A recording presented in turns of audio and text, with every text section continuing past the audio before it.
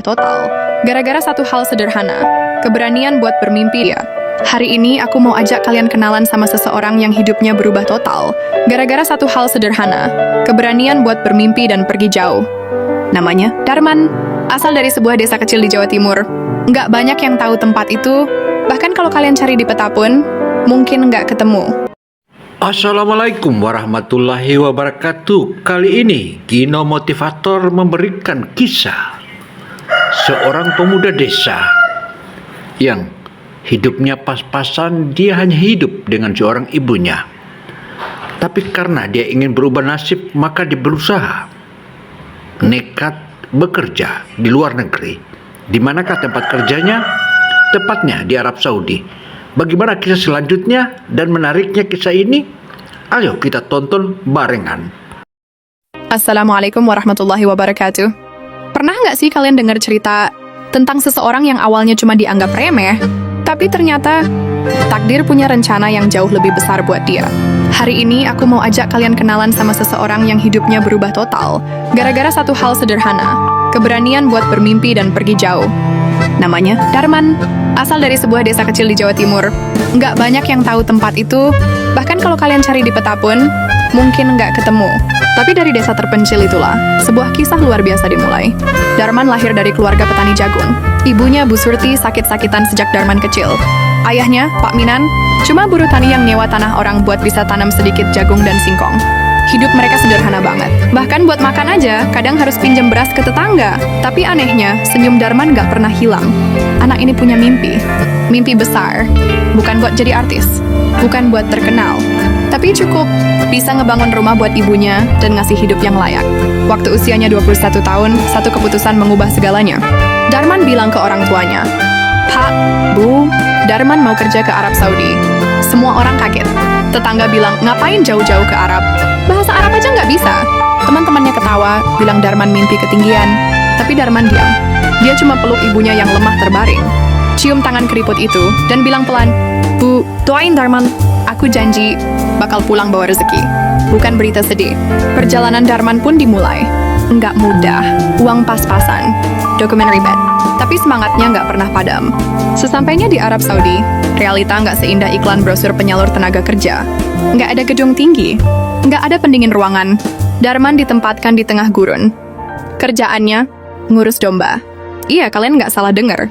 Di negeri orang, di tanah yang dia bahkan belum hafal arah kiblatnya, Darman harus jalan kaki berjam-jam tiap hari, pastiin domba-domba itu nggak nyasar. Siang hari, suhu bisa sampai 45 derajat.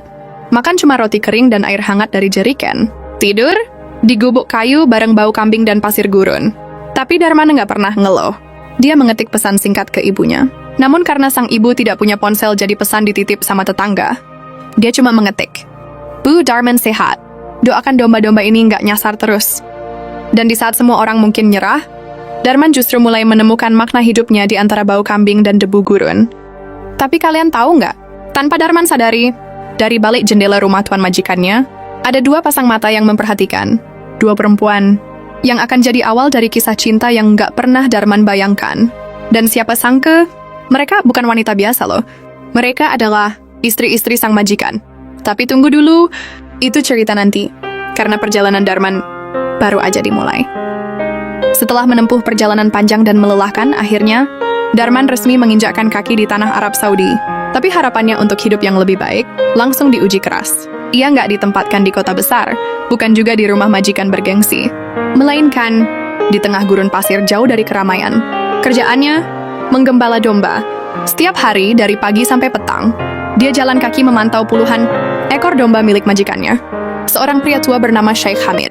Sheikh Hamid punya dua istri. Salma istri pertama, kalem dan dewasa, dan Laila istri muda, ceria tapi tajam pengamatannya. Awalnya Darman dianggap remeh. Dia cuma buruh orang luar. Bahkan, beberapa pembantu rumah tangga lainnya pun nggak terlalu peduli sama dia. Tapi satu hal yang nggak pernah Darman lupakan, dia kerja bukan buat dihormati, tapi buat ibunya. Buat janji yang dia ucapkan sebelum pergi. Pulang bawa berkah, bukan kabar sedih. Hari-harinya keras. Makan roti kering, minum air hangat, tidur di pondok kecil dekat kandang. Tapi dia tetap sabar. Nggak pernah mengeluh, apalagi membalas perlakuan buruk. Sampai suatu hari, Laila, istri muda sang majikan, melihat Darman menyelamatkan seekor domba yang hampir mati karena dehidrasi. Caranya lembut, sabar, dan penuh kasih. Di sisi lain, Salma, istri pertama, diam-diam sering memperhatikan dari balkon. Ia melihat Darman sering baca Al-Quran di waktu senggang dan rajin sholat meski hanya beralaskan tikar sobek.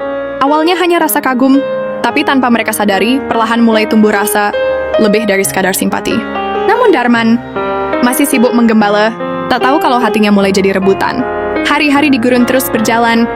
Darman tetap dengan rutinitasnya, bangun subuh, salat, lalu langsung ke padang pasir bersama domba-domba, panas debu dan kesepian.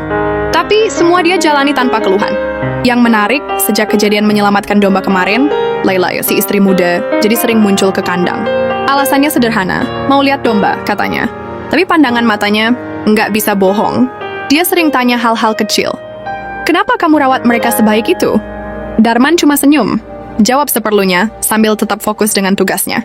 Di sisi lain, Salma, istri pertama, juga mulai menunjukkan perhatian.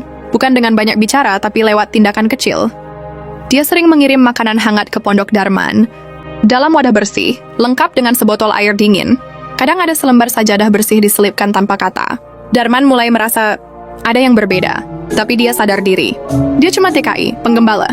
Dan mereka, istri-istri tuan rumah, dunia mereka beda. Tapi hati manusia, siapa yang bisa kendalikan? Darman mulai sering melamun saat lihat langit sore. Kadang dia rindu ibunya di kampung. Kadang dia bingung dengan arah hidup. Malam itu sebelum tidur, Darman menulis pesan untuk ibunya, seperti sebelumnya, numpang titip pesan ke tetangga. Bu, di sini panas tapi hatiku dingin. Aku nggak sendiri, tapi rasanya sepi. Tapi Bu, Darman tetap kuat, karena ibu kuat. Apa yang Darman belum tahu adalah, rasa kagum Salma dan Laila perlahan mulai berubah. Bukan cuma kasihan, bukan cuma simpati, tapi rasa yang bisa bikin hati wanita Arab pun bergetar. Dan semuanya baru akan berubah besar setelah kejadian tak terduga yang terjadi malam berikutnya. Malam itu, langit gurun mendadak gelap gulita. Angin bertiup lebih kencang dari biasanya. Darman baru saja selesai menunaikan salat Isya. Seperti biasa, dia duduk di pondok kecil dekat kandang domba dan menatap langit. Tiba-tiba, telepon rumah berdering kencang. Lalu terdengar teriakan dari dalam rumah besar majikannya. Laila menangis histeris. Salma terduduk lemas di tangga. Beberapa pembantu berlarian panik. Darman yang biasanya jaga jarak malam itu ikut masuk dan mendengar kabar yang mengubah segalanya. Syekh Hamid, majikannya, meninggal dunia. Mobil yang ditumpangi Syekh Hamid terguling di jalan raya usai pulang dari kota. Remblong, supir selamat. Tapi beliau wafat di tempat. Seketika rumah itu berubah sunyi. Darman berdiri kaku di pojok ruangan, tak tahu harus berbuat apa. Salma menutup wajah dengan jilbab. Laila tak berhenti menangis. Darman cuma bisa berdoa pelan dalam hati. Ya Allah, beri mereka kekuatan. Beberapa hari berikutnya rumah besar itu sunyi. Tamu datang silih berganti, melayat dan mendoakan.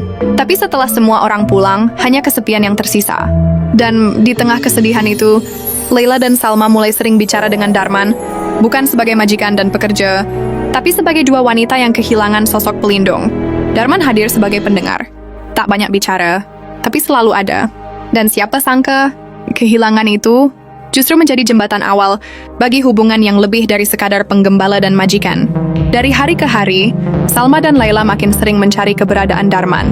Dan perlahan, mereka sadar, mereka mencintai orang yang sama, TKI, penggembala, Darman. Dan yang mengejutkan adalah, tak ada satupun dari mereka yang mau mengalah. Dua istri, satu pria sederhana. Dan cinta mulai jadi medan persaingan. Sejak kepergian Syekh Hamid, rumah besar itu tak lagi sama. Tapi ada satu sosok yang justru semakin sering hadir di ruang keluarga. Dia Darman.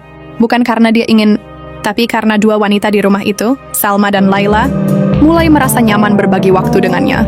Salma suka bicara tentang ketenangan, tentang bagaimana Darman sabar dalam bekerja, dan bijak saat diminta saran.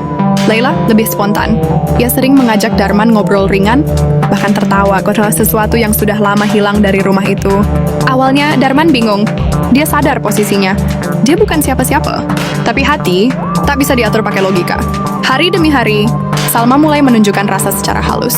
Dia memasakkan makanan favorit Darman, mengirimkannya langsung ke pondok, sambil menyelipkan catatan kecil. Kau lelaki paling tenang yang pernah kutemui. Laila tak mau kalah. Ia mulai mengajak Darman bicara di taman belakang. Kadang membawakan teh hangat sambil tersenyum malu-malu. Darman semakin gelisah. Bukan karena tak suka, tapi karena dia mulai menyayangi keduanya. Dan diam-diam, Salma dan Laila semakin sadar mereka jatuh cinta pada pria yang sama. Dan anehnya, tak ada dari mereka yang ingin mundur. Suatu malam, Salma bicara dengan Laila. Kita mencintai orang yang sama. Laila menatap kakak madunya itu, lalu menjawab pelan. Dan aku tidak sanggup kehilangan dia. Dua hati, satu tujuan. Dan Darman berada di tengah-tengah cinta yang tulus, tapi rumit. Tapi tunggu, apa yang Darman rasakan sebenarnya? Dan apa kata orang tuanya di kampung kalau tahu anaknya dicintai oleh dua wanita sekaligus? Darman duduk di sudut kandang. Langit malam di atas gurun begitu terang, tapi hatinya gelap oleh kebingungan. Salma dan Laila, dua wanita yang awalnya cuma majikan, kini jadi sosok yang dekat. Terlalu dekat. Dan yang bikin bingung, keduanya sama-sama tulus, sama-sama baik, dan mereka sama-sama tak ingin pergi. Darman bingung. Dia cuma penggembala TKI dari desa. Lalu kenapa bisa dua perempuan bangsawan Arab menaruh hati padanya? Malam itu Darman menulis pesan untuk ibunya. Tapi kali ini, isi pesannya beda. Bu, Darman belum bisa pulang bawa uang banyak, tapi Darman bawa kabar yang aneh. Darman dicintai dua perempuan, Bu, dan mereka bukan perempuan biasa. Mereka janda dari almarhum majikan saya. Darman bingung. Bu, harus bagaimana? Beberapa hari kemudian, balasan pesan ibunya masuk lewat pesan suara, dibantu tetangga yang punya ponsel. Nak, ibu nggak butuh kamu pulang bawa harta. Ibu cuma mau kamu bahagia dan tetap takut sama Allah. Kalau dua-duanya baik, salat akhlaknya bagus. Dan kamu yakin bisa adil? Ibu Rito. Darman menangis. Di gurun yang sunyi, air matanya jatuh bukan karena luka, tapi karena dilema antara cinta dan tanggung jawab. Dan saat itu juga, Darman mengambil keputusan. Dia akan bicara dengan Salma dan Laila, tapi dia tak menyangka, jawaban mereka justru membuat semuanya semakin rumit. Karena malam itu, satu hal terjadi. Laila mengutarakan niat lebih dulu, dengan kata-kata sederhana tapi menusuk hati. Kalau engkau menerima, aku ingin jadi istrimu. Bukan lagi karena status, tapi karena aku mencintaimu. Dan Salma, dia menyaksikan itu. Menangis, tapi tak melangkah pergi. Karena dia juga masih punya harapan yang sama. Darman berdiri di tengah dua hati, dan tak ada jalan mudah ke depan. Apa yang akan dia pilih? Atau mungkinkah dia tak harus memilih? Malam itu seharusnya jadi malam tenang, tapi buat Darman justru jadi malam paling berat dalam hidupnya. Baru saja Laila mengutarakan niatnya, dan sebelum sempat menjawab, Salma datang, berdiri di ambang pintu dengan air mata di wajahnya. Tapi bukannya marah. Salma mendekat, lalu menatap Darman dan berkata, kalau kamu menerima Laila, aku tak akan menghalangi. Tapi izinkan aku jujur, aku juga ingin jadi istrimu. Dua keinginan, satu malam, dan keduanya tulus. Darman terdiam. Keringat dingin keluar tapi tidak sampai seember. Padahal malam itu dingin menusuk. Ia menatap keduanya. Dan perlahan dengan suara pelan, ia menjawab, saya hanya seorang TKI, penggembala, saya nggak punya apa-apa. Tapi kalau kalian yakin, dan kalian ikhlas, aku bersedia. Dengan satu syarat, kita semua harus hidup rukun, tanpa iri, tanpa dendam. Salma dan Laila saling berpandangan, hening beberapa saat. Lalu, Salma mengangguk, Laila pun tersenyum. Keduanya setuju. Di tengah gurun pasir, di kandang domba yang sunyi, Darman menerima dua permintaan sekaligus. Bukan karena dia gila harta, bukan karena ingin pamer, tapi karena dua wanita itu datang bukan bawa dunia, tapi cinta. Dan satu hari kemudian, pernikahan sederhana pun digelar. Tanpa pesta besar, tanpa kemewahan meskipun mereka orang kaya raya, hanya doa air mata haru, dan restu dari ibu dan ayahnya di kampung yang didengar lewat panggilan video. Warga sekitar sempat terkejut. TKI nikah sama dua janda Arab kaya raya? Setelah pernikahan yang sederhana, Darman, Salma, dan Laila memulai hidup baru. Tinggal di rumah yang sama, makan bersama, ibadah bersama. Banyak yang mengira rumah itu bakal penuh drama dan kecemburuan. Tapi kenyataannya, justru sebaliknya. Salma dan Laila saling menghargai. Bukan karena mereka tak pernah cemburu, tapi karena mereka paham, cinta Darman harus dibagi rata. Dan Darman berusaha seadil mungkin. Gilir tidur di dua kamar berbeda, berbagi waktu dengan seimbang, dan tak pernah mengangkat suara. Tapi justru ketika rumah itu tenang, gangguan datang dari luar. Para tetangga mulai membicarakan. Ada yang heran, ada yang nyinyir, ada pula yang iri. Apa pantas TKI nikahi dua wanita Arab sekaligus? Dia bukan siapa-siapa. Dulu cuma penggembala. Bahkan saudara jauh Salma pernah datang dan berkata sinis, kamu nikahi pembantu? Ayahmu pasti kecewa. Tapi Salma hanya menjawab dengan senyuman. Ayahku mengajarkan menilai orang dari akhlaknya, bukan asal-usulnya. Laila pun tak tinggal diam. Ia dengan lembut membela Darman di setiap obrolan keluarga. Tapi Darman tahu, semakin banyak yang iri, semakin besar godaan untuk saling menjauhkan mereka. Maka malam itu, Darman mengumpulkan dua istrinya lalu berkata, dunia boleh bicara apapun, tapi rumah ini milik kita. Kita yang jaga, kita yang jujur, kita yang saling percaya. Dan saat itu juga, ketiganya saling menggenggam tangan, berjanji untuk saling melindungi dari dunia luar dan dari ego sendiri. Beberapa bulan kemudian, hari itu, Darman baru pulang dari minimarket, membawa sebuah bingkisan makanan ringan buat kedua istrinya. Senangnya luar biasa, karena hari itu tepat 3 bulan sejak mereka menikah. Tapi begitu sampai di rumah, ia lihat Laila duduk di ruang tamu, wajahnya pucat. Salma berdiri sambil memegang sebuah amplop putih bertuliskan huruf resmi. Darman langsung tahu, ini bukan surat biasa. Dengan tangan gemetar, ia buka perlahan. Dan benar saja, surat panggilan dari kantor imigrasi Arab Saudi. Alasannya, pemeriksaan status hukum dan pernikahan seorang ekspatriat. Jantung Darman seolah berhenti. Meskipun semuanya dilakukan sah sesuai hukum Islam dan setempat, tapi tetap saja, statusnya sebagai TKI mungkin saja membuatnya rentan disalahkan. Salma mencoba menenangkan.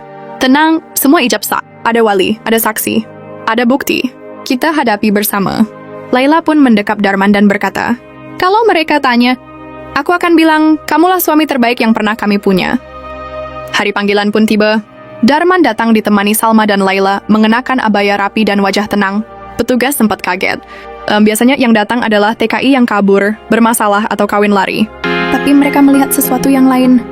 Darman bicara sopan, Salma menjelaskan hukum Islam. Laila membawa dokumen lengkap. Dan setelah 1 jam yang mendebarkan, petugas mengangguk pelan lalu berkata, pernikahan ini sah, dan kami mencatatnya resmi mulai hari ini. Selamat. Darman menangis di pelataran kantor. Bukan karena takut, tapi karena lega. Ia peluk Salma dan Laila. Dan untuk pertama kalinya dalam hidup, dia merasa dihormati sebagai laki-laki. Bukan karena status, bukan karena jabatan, tapi karena kejujuran, keberanian, dan cinta yang tulus di antara mereka. Tapi tunggu dulu, setelah masalah selesai, ada satu kejutan besar yang akan mengubah hidup mereka selamanya. 3 bulan setelah badai imigrasi reda, rumah Darman mulai terasa berbeda. Salma lebih sering mual. Laila jadi cepat lelah. Awalnya Darman pikir mereka hanya kelelahan karena aktivitas sehari-hari. Tapi setelah dibawa ke klinik, dokter hanya tersenyum dan berkata, selamat. Kalian berdua hamil, ya? 2 wanita, 2 istri. Dan keduanya mengandung anak dari pria yang sama. Darman langsung terduduk. Wajahnya pucat, lalu merah, lalu berlinang air mata. Bukan karena takut, tapi karena terharu. Ya Allah, aku yang dulu tidur di kandang domba, sekarang kau beri aku keluarga. Dan keturunan, Salma dan Laila juga menangis. Bukan karena cemburu, tapi karena mereka saling merangkul, benar-benar menjadi saudara, bukan sekadar madunya. Bulan demi bulan berlalu, perut keduanya membesar. Dan Darman jadi suami siaga. Ia masak, ia bersihkan rumah, ia antar ke dokter. Semua dilakukan dengan senyum. Karena ini bukan beban, tapi bukti bahwa cintanya nyata. Hingga tibalah hari itu, Salma melahirkan lebih dulu. Seorang bayi perempuan yang cantik diberi nama Fatima. 3 minggu kemudian Laila melahirkan. Seorang bayi laki-laki diberi nama Ibrahim.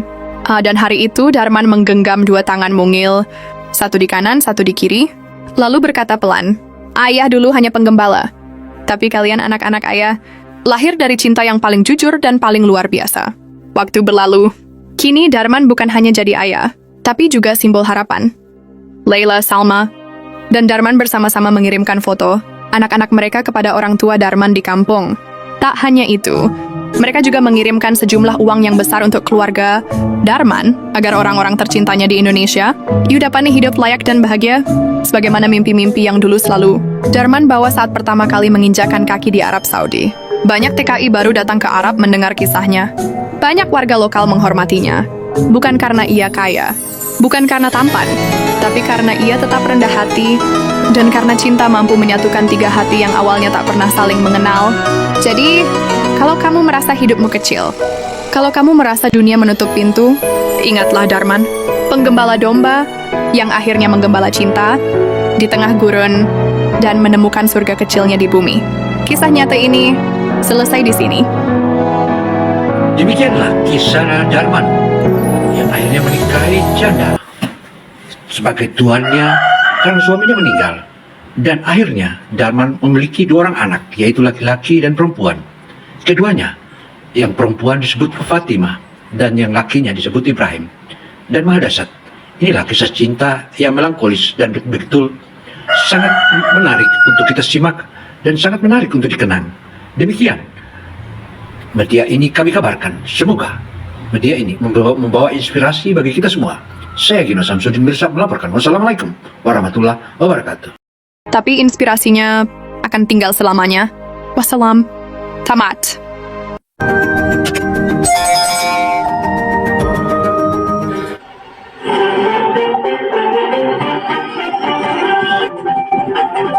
Gino Motivator menyajikan berita-berita dan kisah-kisah sedih yang memberikan kita motivasi. Ayo ikuti dan tontonlah hingga akhir.